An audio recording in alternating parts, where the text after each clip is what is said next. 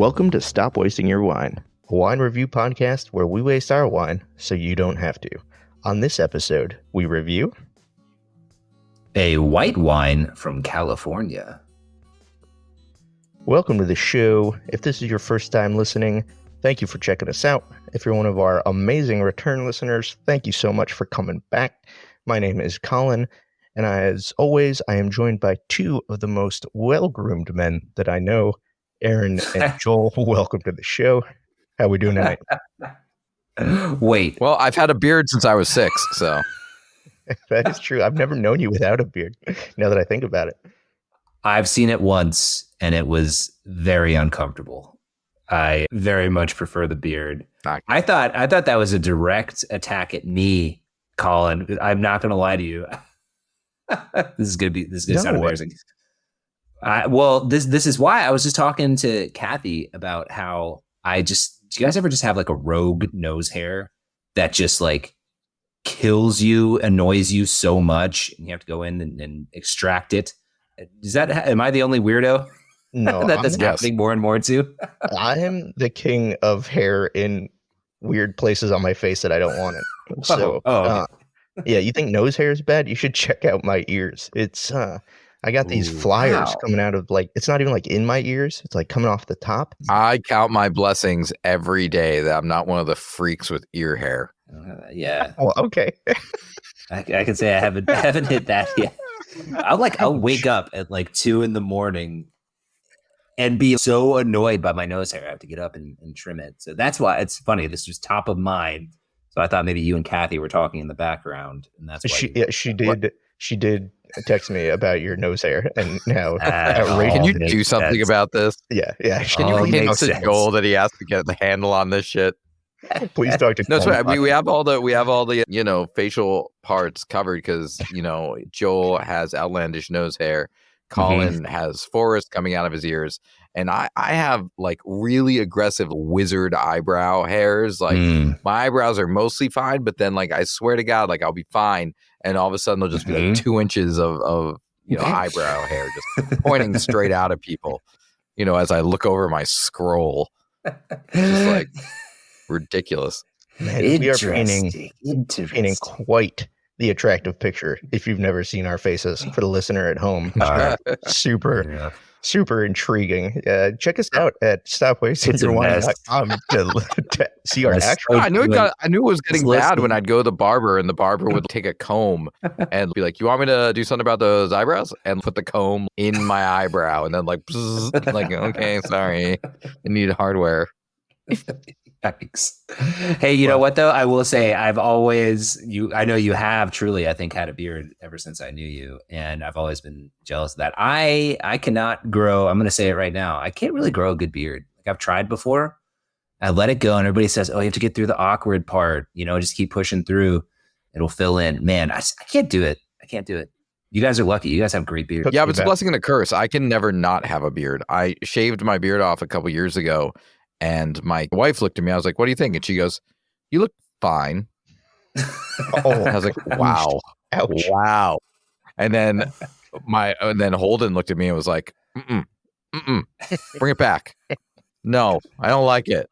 Like, so I can never not be this. This is me. This is me. But then all you had to do in that moment too was plug your nose and just blow really hard, and your beard just popped right back out. Which was pretty feels cool. that way sometimes. Yeah, it took me 30 years to grow my beard, Joel. So maybe hang in there, man. Because let's commit. Yeah, I should start now. Yeah, maybe another 6 years and you'll be there. Okay, cool. All right. Well, I'm sure you guys didn't tune in to listen to us talk about our facial hair. So let's. Or did you? And ear hair. You weirdo. So let's get into this week's wine. Joel, can you tell the folks what we are drinking? Yes, this is quite the interesting wine this week, y'all. So we are drinking the Josh Cellars Seaswept. So this is a 2023, right? I mean, they just started producing this one. So this is a 2023. This is a mix, get this, y'all, of Pinot Grigio and Sauvignon. They did it. They did it. Is that allowed? Yeah, I don't know. I'm not sure, but it's Have to find happened. out. It's in a bottle. We're about to drink it and see. Like we said, this is from California, and we picked this up. I think some of us at Total Wine, some of us at ABC, for about $12. Oh, I should also mention this has an ABV of 11.2%. Yeah, this Okay. one's going to be the blend is really interesting to me because I would think Pinot Grigio being such a neutral kind of grape, you usually out of Pinot Grigio you get like apple, maybe some lime, some lemon, would really just be, pounded by the Sauvignon Blanc, which has those bold grapefruit flavors and some of the other flavors that we've had with past Sauvignon Blanc. So it'll be interesting to see if kind of what the blend brings, because I would imagine it would taste just mostly like Sauvignon Blanc, but I don't know. Yeah. I feel like a Savi Pinot Grigio mix is just going to be a siren call for people like my wife everywhere. Aaron looked at this bottle when I put it in the fridge and was like, that looks good. Yeah. Like, if it peachy. works, this can be really cool. But I just don't know. What an interesting mix. I'm intrigued. I'll tell you that much. Look at this bottle. Look at it. It is nice. Looks It's like airy. It's cute. Yeah. The bottle looks sea-swept. It does. It does. It does. Oh, title and text. The bottle's bringing me to the beach. So let's see if the wine also brings me to the beach. It'll be interesting to see. A white wine that brings a taste of the coast to wherever you may be. There you go. Wow, they nailed the marketing and the branding. I'll tell you that, because I'm sold on the beach thing. I hope that let's just 52% Savi B, 48 Pinot Grigio. So it is right down the middle. Can we just hope that this is like the Nantucket, like New England coast and not the Florida coast? Because a wine of just Marlboros and boiling shrimp just does not sound good. So I really hope this is like an elevated, Martha's Vineyard coast. Look, as someone that grew up, as someone that grew up in New England, I need this to be West Coast. I also don't want it's way too cold to be at the beach and there's just rocks, no sand. There. Okay. So maybe like a Catalina, maybe like a Monterey. Can we say that, like a Monterey, California? Yeah, I mean, it's made in California. I'm sure they were thinking about California beaches at the time. So, hopefully that's the vibe we get. All right. So this was a Joel pick. And Joel, we've kind of talked about its beachiness. Why did you go ahead and pick this one? Well, it was a little bit of that. Also, we are we're a couple of trendy guys, and dare I say, some wine trendsetters, guys. I can say it. And this is it's a kind of brand new thing out there in the market. Like we've been talking about, just a really weird, interesting mix that could be awesome, could be just awful. Not really sure. But I figured, hey, something new, let's give it a go. Also, with it being sort of a coastal vibe and a beachy vibe, and us getting here again, kind of back into the heat, back into the summer months where we'll be looking to go hit the beach. Maybe it'd be good to find something good to bring along on that trip. So that's why I picked this one, and I hope that it's a good pick. I love that. Solid, absolutely. All right, well, we are actually switching it up a bit today, and we're trying a brand new segment, which Joel knows very little about. I've got a sneak peek on what we're doing, but Aaron is going to take away a brand new segment, and I'm going to let him explain it. All right, folks, I'm excited. We were talking about this before, and we're like, look, we've talked a lot about Pinot Grigio. We've talked a lot about Savi B. We don't really need to do a new lesson about that. So let's try something new. So today we are pitching a whole new segment called Spellmelier. Now, the way this segment works. Wait a minute. I have to stop you right there. That name is absolutely perfect. It is Go on. Phenomenal name. Fantastic. And now the reason it's just called Spellmelier is one, sommelier is a word that I cannot spell and is a word that a lot of people can't pronounce. And so we're going to mix these two concepts together. one concept that, as we've learned on the show, for those of you that have been with us for a little bit, I can't say words. Pronunciation is my kryptonite. And a lot of wine words are pretty tricky. They're pretty tricky to spell. They're pretty tricky to say. Mm-hmm. So we're going to mix these two concepts together. So in this segment of Spellmelier, I am going to attempt to pronounce a wine-related word. And based on my pronunciation, Joel and Colin are going to have to spell it. Okay. I love I'm it. so bad at spelling to begin with. I'm totally This is going to go really, really well. I'm not gonna lie to you. I'm pretty good. I'm pretty good at spelling, so I'm really looking man. forward to this. I've got no. So the way I'll do this, I will toss it to one of them. Wait a minute. That was like the funniest brag that I've had in a long time. I'm pretty good at spelling, so watch out. I'm happy for you. Great. So I'm gonna start with an easy one. Easy because it's a word that we've talked about before. We talked about very recently, and it's probably the only one on this list that I might be able to pronounce. I'm going to toss it to Colin first because he has said that spelling is bad for him. And we'll see how it goes. So the first word to spell, Colin, is terroir. Oh, man. Terroir. I wrote up all of the terroir stuff from that episode. So, yeah, I think I got this one. It's terroir. Terroir. Terroir. That is correct. That is 1 point for Colin. Colin's one and only point. And for the listener home, terroir is a French term describing the environmental factors of the vineyard, such as soil, climate, topography, that influence the flavor and character of a wine. So you're also going to learn in this segment, too. It's not just us being doofuses for 5 minutes. Look at this. Love that. All right, ready? Joel. Ready. Now, mind you, the words increase in difficulty in spelling and pronunciation, so everyone's going to struggle. The second word is aeration. You can ask for the definition if you'd like. Can I ask for the language of origin? I don't know it. Perfect. Aeration. Would that really have helped? Like, are you that good at spelling? No, not at all.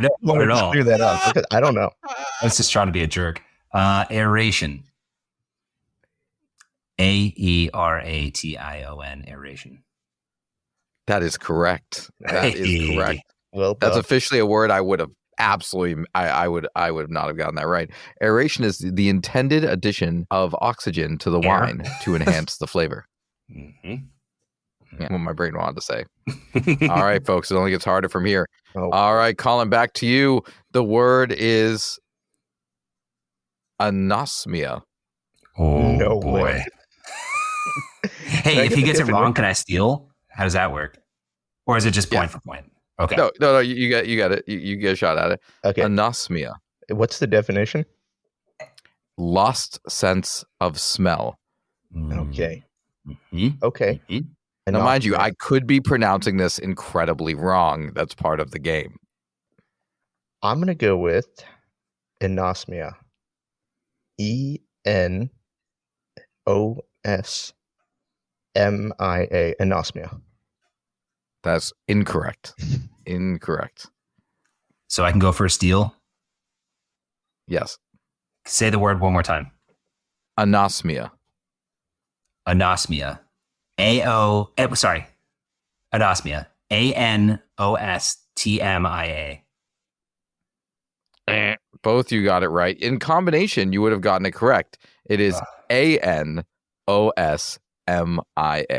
I threw it. I tried to get fancy with the silent T in there. Yep. You got the A. Colin toss in E. You add a T. We're all a bunch of knuckleheads. Lost sense of smell. Anosmia. All right. Let's keep it moving. Damn. Joel. Yes. Aperitif. Oh, wow. This is always such a hard one for me. Aperitif. It's a light word just to say. Aperitif. Can I get the definition, please? It is a wine that is usually drunk by itself before a meal. Could you please use it in a sentence? Aperitif is a wine that is usually drunk by itself before a meal. Perfect. Okay. Aperitif. I'm starting with the French word apra. Is that real? Yes. Yes, it Okay. is. Yes, it is. I'm going to say aperitif. A P R O S T. Wrong, Colin. Okay. Abort, Colin. I'm just gonna try to spell it out as I would see it in my mind. Aperitif. APPARTIEF. I have no idea. This is the best game I've ever invented. What I'm laughing at, by the way, is Aaron's face as we get these so terribly wrong. It's so bad. APERITIF. We were making it so much harder. Okay. We were making it so much You're harder. adding all sorts of letters. How many of these do we have? All Just right. so I know. Just 47 more. purposes. We're doing great. Okay, great. Hold on. Good. All right. I was going to skip around as you guys got better and better, but I'm just going to have to. Let's stay in the level 1. I don't know anything about the French language, so I Okay, so we'll get more sciencey then. Okay, ready? okay. So this is Colin now, right? Yes. No. Yes. It's Colin now. Astringency. Okay. Okay. See. ASTRINGENCY. Astringency.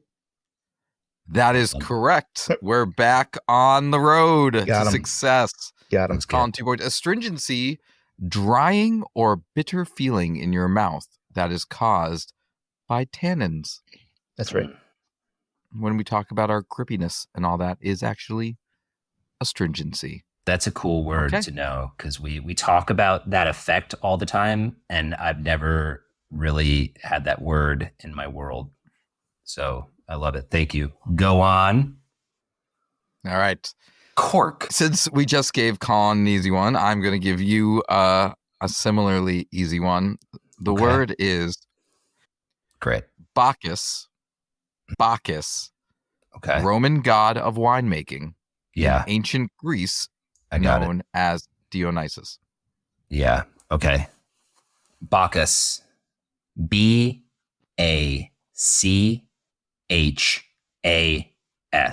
Bacchus.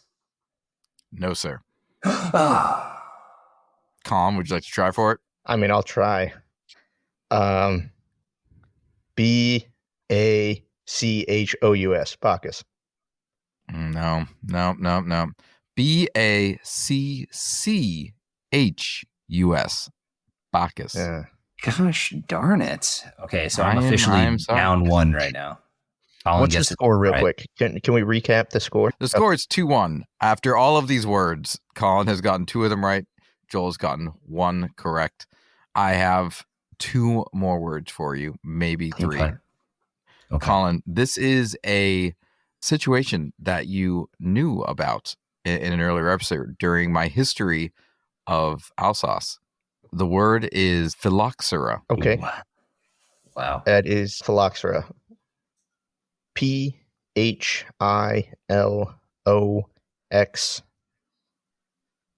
Phylloxera. So close. There were only 2 wrong letters in there. Wait. Don't give it away. No, I'm not going to give it away. So I was about to say, So Joel, close. Phylloxera. I'm an idiot. I'm so... PHYLOXCERA.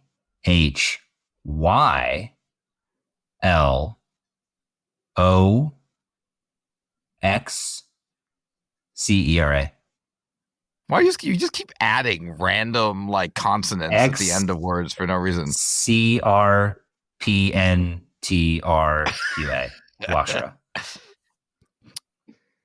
PHYLLOXERA.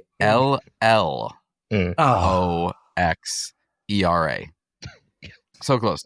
And that was an insect that attacks the roots of grapevines, wreaked all sorts of havoc. Joel, for the tie and to put us out of our misery. I think this is fun. This is an actual wine term, and it makes me happy. Okay. The word is bunghole. That's so easy. Okay. Can I get the definition? Because I'm just so intrigued at this point. Yes, I was shocked on this. It is the opening through which a cask can be filled with wine or empty. And do you know what they call in the cask? Do you know what they call the thing that they put in the bunghole? No, what do they call the thing they A put bung? the bunghole? A bung. Yeah, it's a bung. That would make sense. It's a hole for a bug. That's right. Yeah. Fantastic. Joel, spell bunghole. Bunghole. Having a real hard time being mature right now. That would imply that you're being mature. The selection of this word alone puts us far past maturity right here. I'm sorry. Would you like me to give you a different word, Joel? No. I am totally fine. I'm good. Ready? And I want to see, I don't even know if I'm going to get this right, but I would like to see where a tie goes here. Bunghole. Bunghole.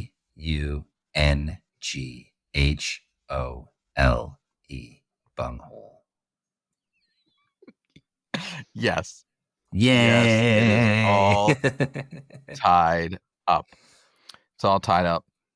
I'm happy. Okay, here, let's see. Tiebreaker. Here we go. Word. If one of you gets it right, you win. If you both get it wrong, I win. Here we go.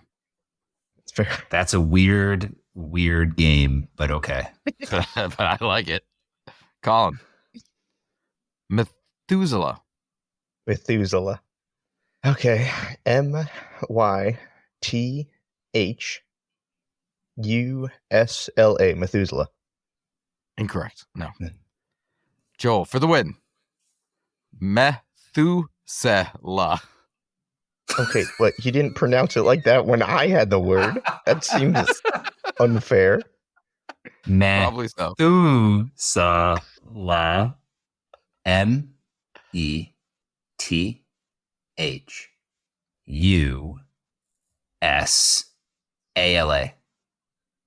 Incorrect.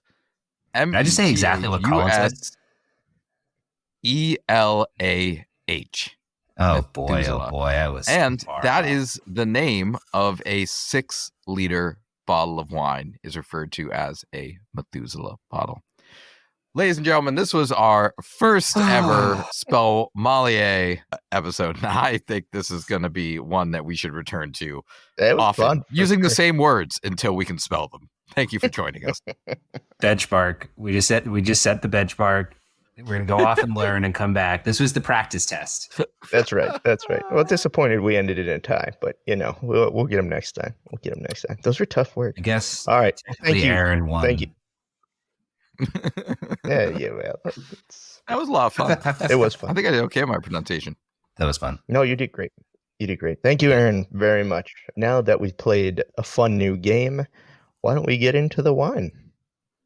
Woo! Okay. Tastes like wine. Listener at home, I guarantee you there will be no more spelling for the rest of the show. We are going to start off. ALSE. False. Stop. Get it? Stop. It's ironic. Yeah. Oh, I got it. It's over. Yeah, thanks. I start off by giving a shout out to a future friend of the pod who's going to be on our show, who's our friend Ashwin from Unpinned.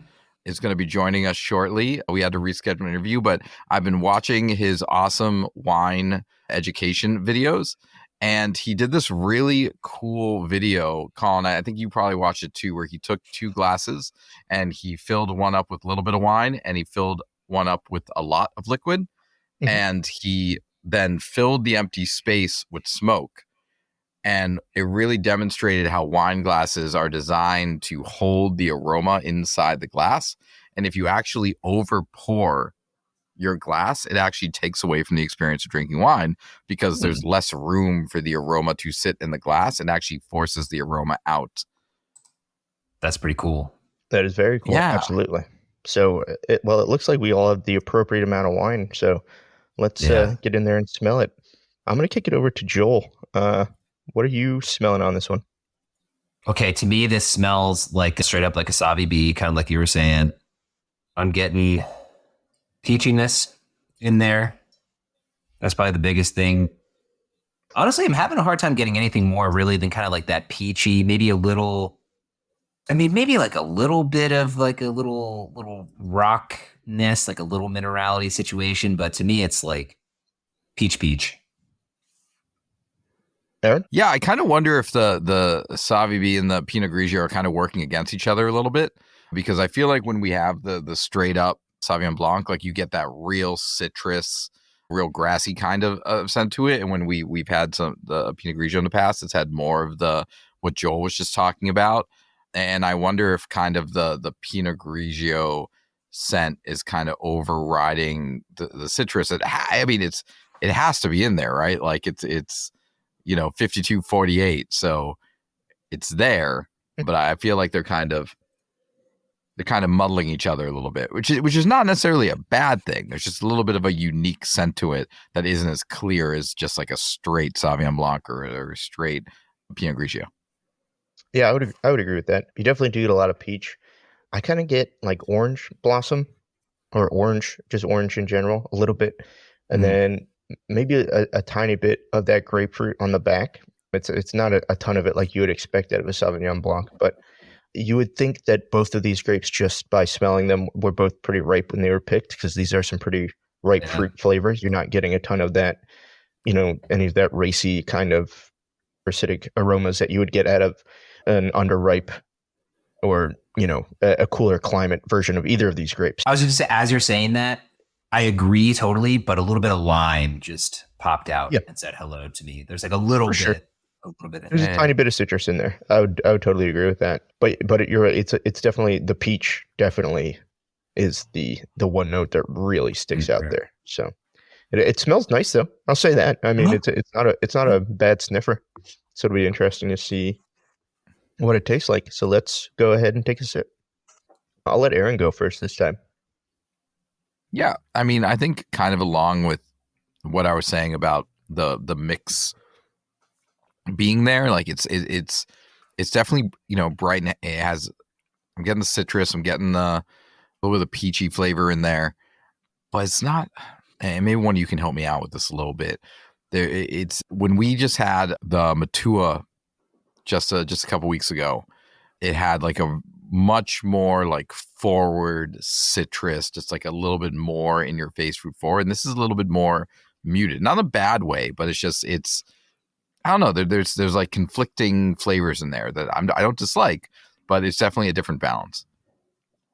Joel, what do you think? I think on the taste, it's the citrus is showing up a lot more to me, and it's not. But I see what you're saying. Like, it's not like it's, sometimes we compare things to like even a 7-Up or something like that. And it's not like that. It's not harsh in there.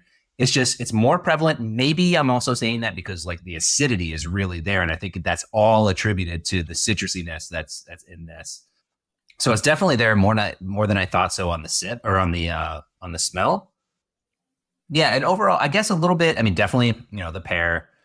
And then you had said when we were smelling it, Colin, you had said, oh gosh, orange blossom. And I didn't get that at all, but tasting it, I kind of see where you're coming from. That's poking through a little bit more.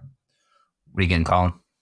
Yeah, I think the citrus really comes through way more on the palate than it does on the nose. Like smelling it, you definitely got more of that peach, but the peach doesn't really show up until the finish almost. And it's not very ripe peach either, which based on what I was smelling, I was expecting it to be a lot riper, but there's more like underripe peach, like the peach you get closer to the pit in the middle.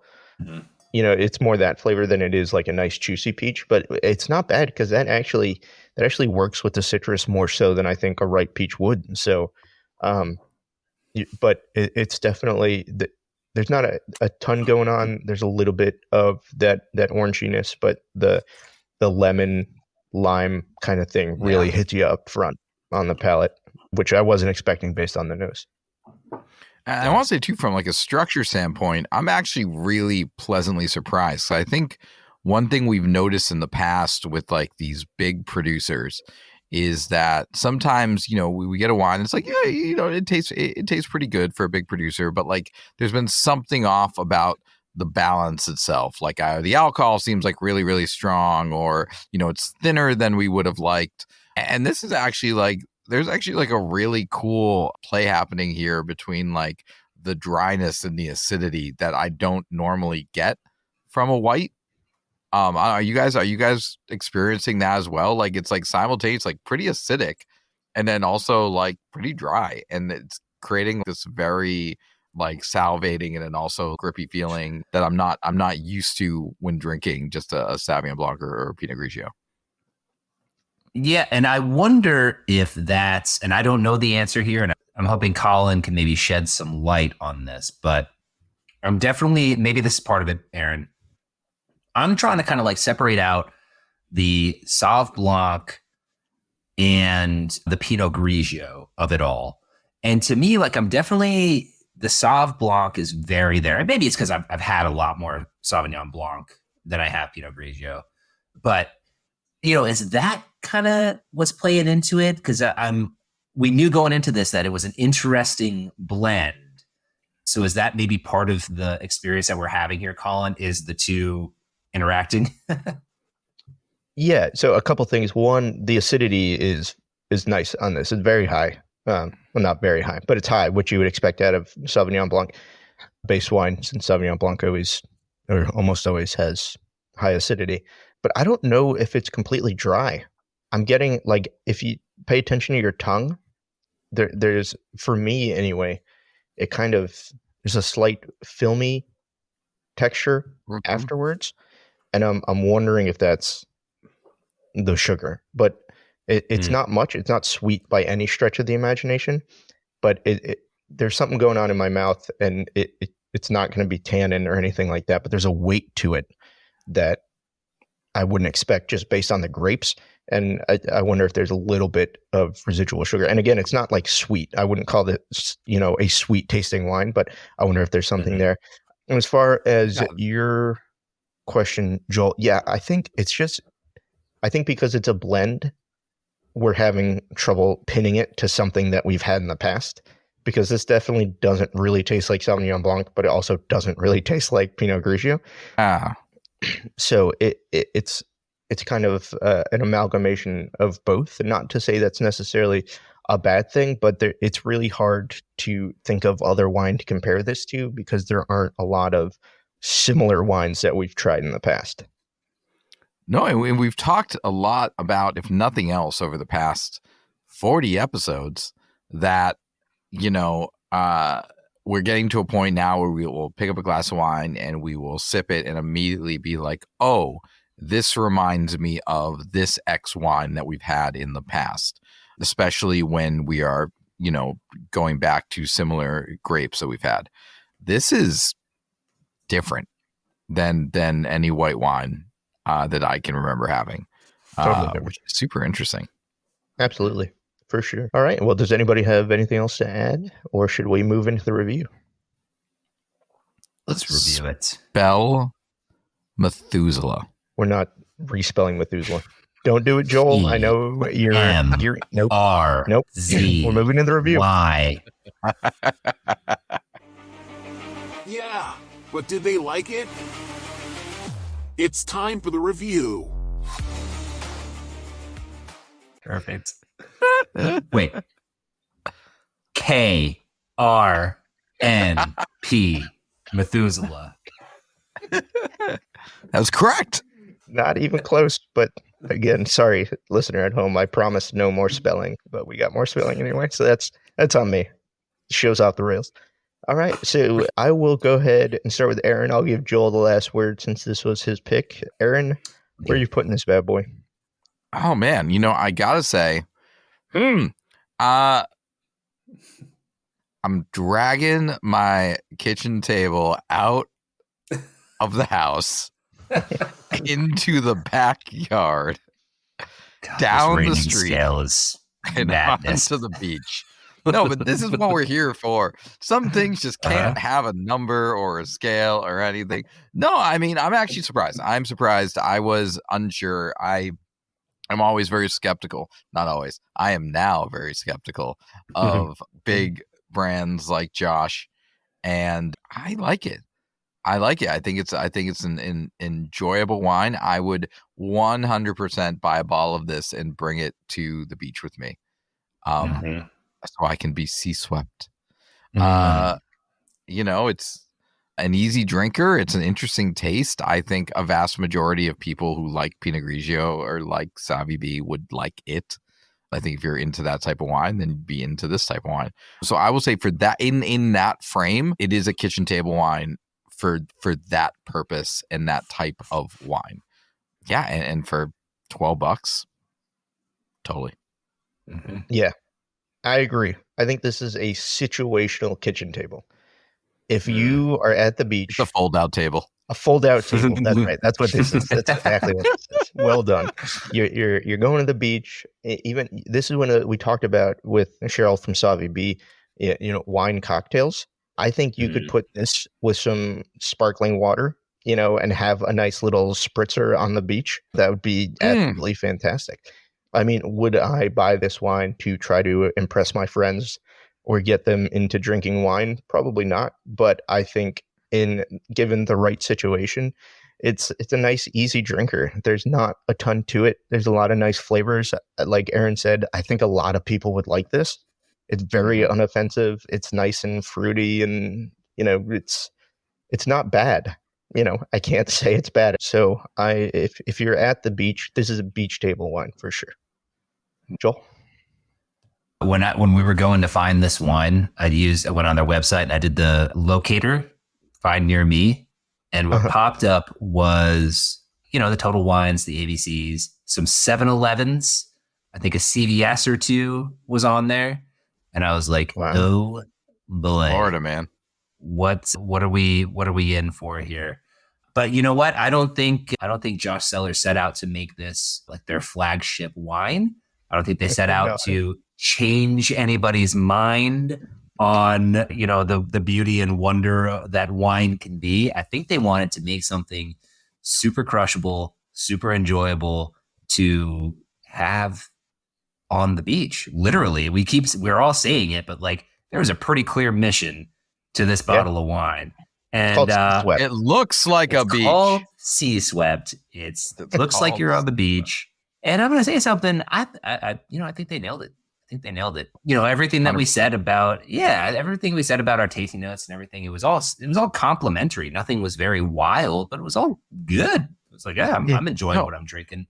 So I was, again, a little bit worried with that blend. It was just interesting and just, how darn available it was, which is good, is what we're going for, but a little bit concerning sometimes. But no, I think it's great. I'm with you guys on the kitchen table, and I'm sticking to that. I'm going to keep mine in my house, but absolutely. No, that kitchen table is the tailgate of a truck. This is this is true. Beach, tailgate, barbecue, picnic. Like this is an outside doubt socializing wine. So that brings me to my next question then. We usually have certified porch pounders, but I feel like none of us are really bringing this to the porch. We're going beyond the porch. So, Joel, would it be fair to call this a certified porch pounder, or are we putting it in that realm? I think it's going in the realm. New, Joel? I think it might be, because it's going in the realm. To me, again, if you've been listening to the show, certified porch pounder is a stamp we put on wines that are extremely, poundable, really crisp, really refreshing. And this, I think a certified porch pounder, though, it has a little, you want to sit on the porch and you want to enjoy this, For sure. To me, I drink a CPP by myself, I just like, I agree. Oh, totally. Moment. This totally. Feels... But you want to think about it, right? You want to sit on the porch with a friend, you want to drink your CPP, and you want to enjoy the nice one. This to me is more like, I'm here to be at the beach play some beach games, and I want something really nice just to drink while I'm doing that. So I think, can I offer this? Can I offer this designation? Can we call this a beach cruiser?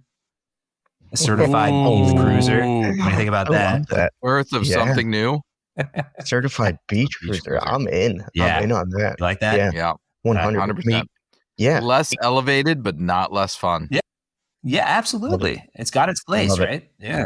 Yeah, Okay. for sure. There you go. 100%. Certified beach cruiser.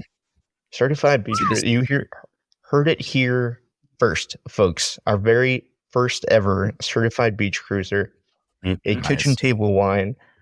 I don't think there's too much to discuss here. I would say not a waste of our wine. I don't think there's any No, not a disagreement waste. on that. Try it. So- Even just for the fun of trying a Pinot Grigio Savvy B blend. Go try this. It's It fun. is very unique. And again, Yeah. this is not a very serious wine. So, like, play around with it too. Like, you want to throw some ice in here to make it even that much more refreshing, throw some ice in it. Like, it's not, it's just kind of a fun, easy to drink beach cruiser. All right. Well, that's great. Another great review. Another super interesting wine. Again, probably not one that I might have chosen. So, Joel, I'm glad you decided to go with one. Super unique pick. Really cool. And I think, And thanks to Cheryl from Savvy B for putting us onto it. absolutely, Yeah. for sure. Yeah, She this did. was definitely a Cheryl wreck, and she did not steer us wrong. Between the what was it called? Was it Mavi? What did we try with her? Matua. Okay, well, I was way off. You used all your consonants earlier to try to spell other words. You left them out of this one. RTZ. Between that and this one, she's 2 for 2. So thank you, Cheryl. Baby. 100%. All right. Well, Aaron, since you usually do the social media thing, I'm gonna let you take care of it tonight. Tell the people where they can find us. You can find us on Instagram at Stop Wasting Your Wine, which is where we do a lot of our conversing and we put up cute videos. You can go to stopwastingwine.com, where we have slightly more wine reviews than we've had previously. You can also listen to our podcast directly from the website if you'd like. But otherwise, wherever you like your podcasts, Apple Podcasts, Spotify, YouTube, we are in all of those places. Just Stop Wasting Your Wine, find our show. Please follow us. If you can rate the show, give us 5 stars or high rating. If you don't like the show, just don't click anything. Just leave and don't say anything. But otherwise, just, reach out to us. Such a like corporate joke right there. Hey, if you like the presentation, my name's Bob. If you didn't, my name's Mark. Whoa. Go ahead. Yeah. No, but seriously, don't leave us bad reviews. And also, you can, if you're a Facebook person, Colin, he's got your back, sitting in his Facebook room, So much doors open, welcoming folks in. Come on in. We'd love to have I feel you. like Colin's over that bit because every time we do it, it's another week that he has to actually go in and check No, out on it's the fine. group. No, that's me and the 18 other people in there who don't get any value from that are having a great time. So We're up to 18? Crushing it. yeah, we're up to 18 That's So pretty double. good, man. for the 18 marvelous Yeah. people that have signed up for that. So, all But right. huge thank you to the thousands of people that follow us on Instagram. We Yep. love you. And even more importantly, our amazing listeners. Thank you guys so much for tuning in every week. Yeah. We really appreciate you guys. You guys are the real ones. The real ones. That's right. Big shout out. Real one. All right. Well, that was another awesome episode. A lot of fun. And we will catch everybody next week. All right. Bye, all. And remember, stop wasting your one. Bye.